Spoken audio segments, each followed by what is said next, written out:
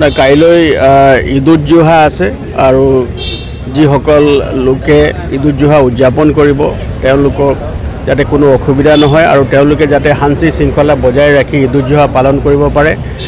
আৰু বিগত দিনত আমি দেখিছোঁ দুই এটা সৰু সুৰা ইনচিডেণ্ট হৈছে, সেইবিলাক যাতে নহয় সেইকাৰণে ৰাইজক সজাগ কৰিবৰ কাৰণে আৰু ৰাইজৰ সম্পূৰ্ণ সহযোগ আমি ৰাইজৰ যাতে সম্পূৰ্ণ শান্তি আৰু নিৰাপত্তাৰে যাতে তেওঁলোকে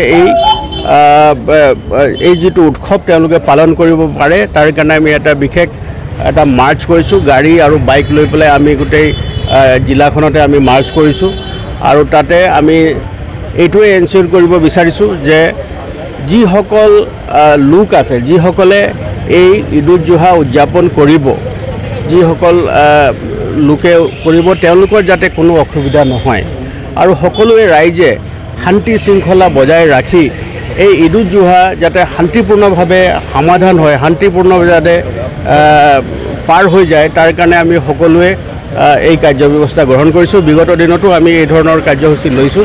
গতিকে আজি আমাৰ সকলো যিমান জিলাখনৰ পুলিচ বিষয়া কৰ্মী আছে, আমাৰ লগত CRPF বাহিনী আছে, আমাৰ লগত কমাণ্ডো ফ'ৰ্চেছ আছে, আমাৰ লগত স্থানীয় আমাৰ কমাণ্ডেণ্ট চাবো আছে, আমি সকলোৱে মিলি টাউনখনত এটা আমি মাৰ্চ কৰিছোঁ আৰু এই মাৰ্চটোত আমি এইটোৱে এনচিয়ৰ কৰিব বিচাৰিছোঁ যে ৰাইজে সম্পূৰ্ণ শান্তিপূৰ্ণভাৱে এই ঈদ-উজ-জোহা উদযাপন কৰিব পাৰে আৰু যাতে তেওঁলোকৰ কোনো অসুবিধা নহয় তাৰ কাৰণে আমি এই ব্যৱস্থা গ্ৰহণ কৰিছোঁ।